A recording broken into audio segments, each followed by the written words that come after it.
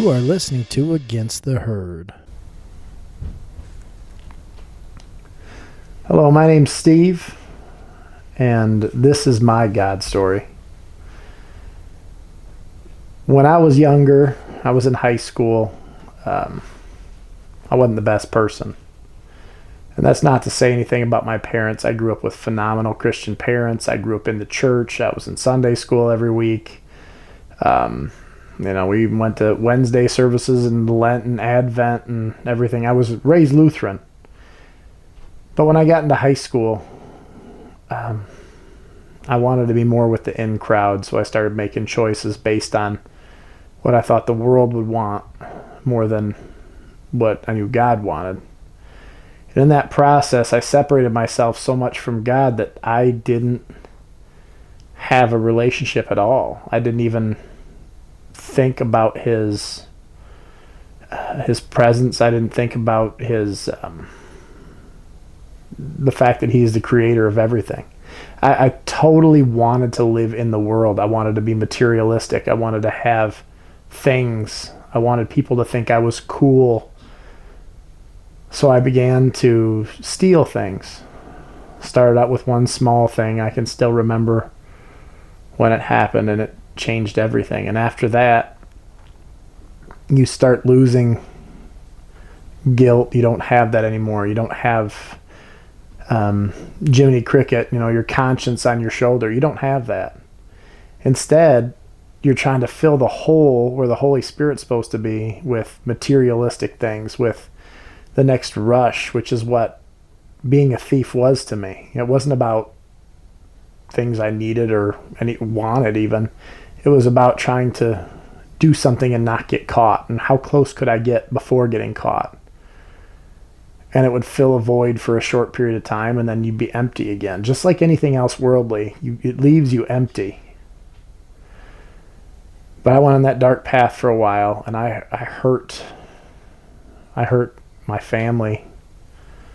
I hurt a lot of friends, people that I called more friends afterwards. I didn't care what I said to people. I didn't care who I hurt. But I was not a good person. And if you could have asked anybody I was in high school with, they would have said I was the furthest from a Christian, in a Christian high school, mind you, that you could ever imagine. Our high school every 4 years would do a mission trip. And prior to me being there, they had been to Russia, they had been to Haiti, I think they'd been to Mexico. And it happened to be my sophomore year, they were going to Hong Kong and China. Now, I didn't even think twice about it, didn't want to be part of it, didn't know, what God had in store for me. My dad was actually a teacher in the school, and he frequently went on those mission trips as one of the chaperones. And he decided to, try to get me to sign up for this mission trip. I declined because I didn't want to. And the thing is, it wasn't even like you signed up and you just get to go. You had to go through an application process, and then you had to be chosen out of all the people who went through the interview. When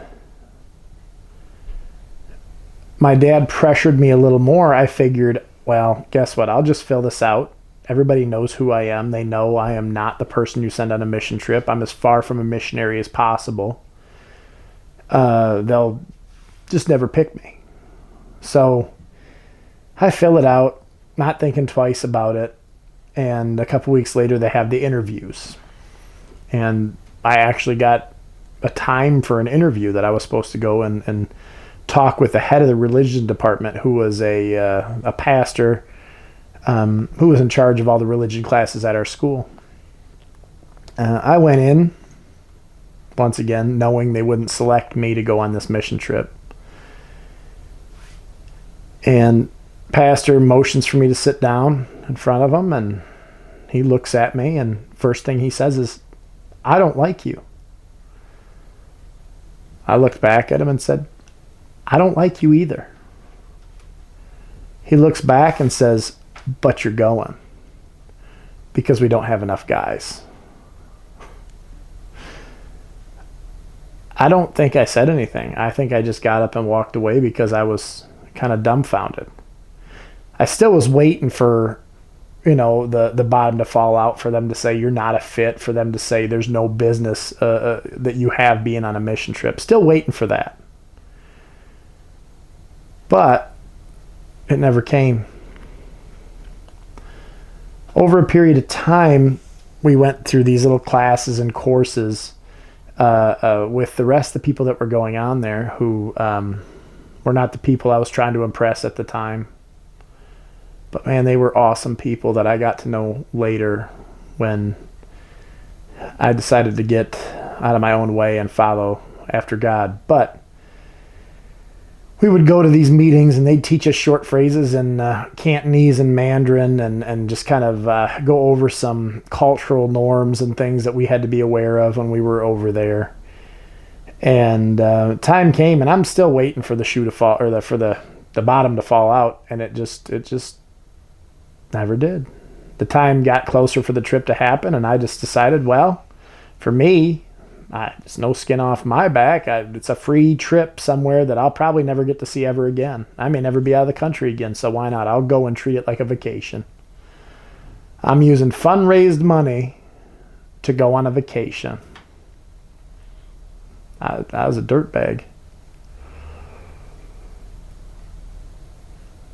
We left and flew over to San Francisco, and then flew from San Francisco into Hong Kong. We got there and they took us to this small YMCA type place where we ended up staying for the majority of the time we were there. First couple days we're there, first few days, they bring in a busload of Chinese kids about our age, and then they match us up about 3 or 4 to 1 and called us families. They had these Chinese kids about our age. I had 4 guys paired up with me, and I was supposed to be the one evangelizing to these kids as they took us around Hong Kong and showed us the sights and all these different things. I'm the one that's supposed to be evangelizing, sharing Jesus with these kids, and I didn't care. But man, they were hungry. They asked all sorts of questions. And I'm sitting there giving them the Sunday school answer. I've been in Sunday school my whole life. Yeah, Noah's Ark, yep. Jonah and the big fish, Just going right down the list.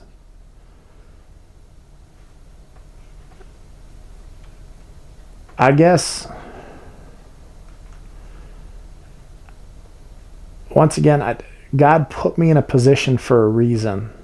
And at this time, I still don't understand. I'm just walking around taking in the sights. But these kids are asking question after question after question, and I'm giving them those answers. Now, one of the kids went by the name Eric. They had given they had allowed each of these Chinese kids to pick a name that they knew would be easier for us to pronounce. And this kid had chosen the name Eric.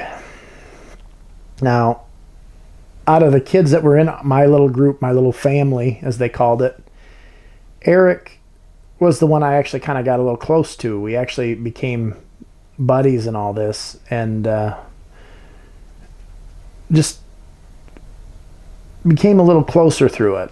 He asked the same questions as the other guys did, and were really, he was interested. He really wanted to know as much about God as he could. Now, after a few days, those kids had to leave, and they went back and they had to study for this big test that they take, and for the end of their high school, and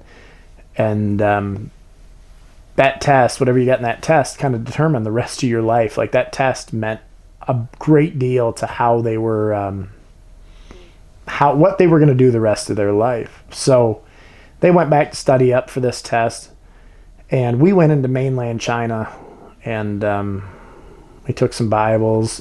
We did some other missionary work, passing out tracts, feeding some homeless people, and I saw things that were horrifying. I've never seen poor.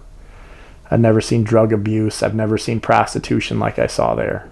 Just rampant everywhere. Unbelievable. Looking back on it, it's stuff that you couldn't even put in a movie and people wouldn't believe you. They just wouldn't believe you. But we're there for a few days.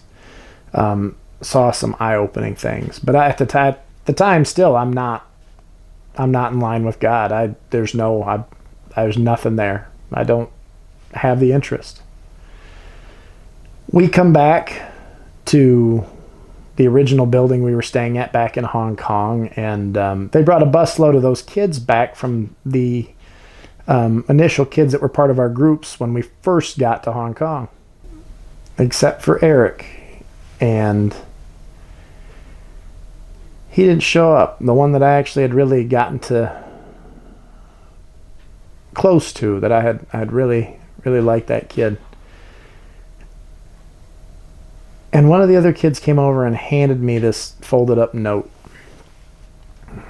And on that note, it said, "Thank you so much for coming. Because of you, I know who Jesus is. Because of you, I know I'm going to heaven." And I broke. It changed everything instantaneously. It was as close to a Paul-like moment as I could ever say that I've ever had. And in an instant, all the hate, the anger, the rage that was inside of me was gone. I felt God, but I also felt all my conscience came back in a wave of guilt. All the people I had hurt, the things I had stolen, the things that I had done to every other person around me when I did not care about them at all. Now, over time, God got me through that. But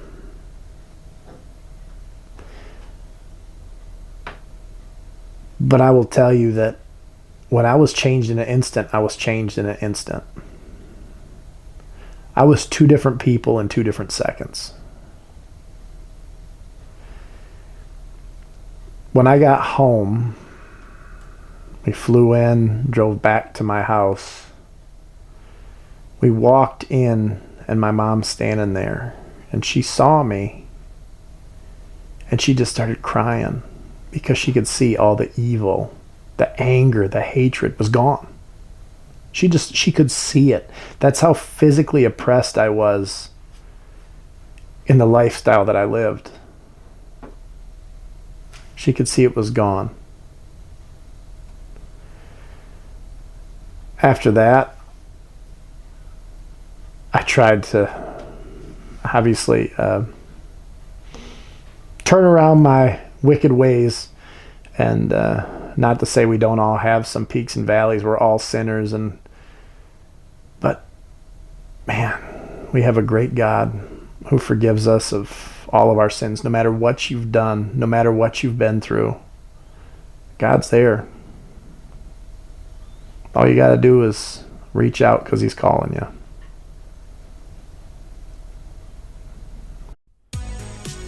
You can follow us on YouTube, Facebook, Instagram, and Substack. If you'd like to reach out and ask a question or just leave a general comment, go to againsttheherdpodcast@gmail.com. We look forward to hearing from you.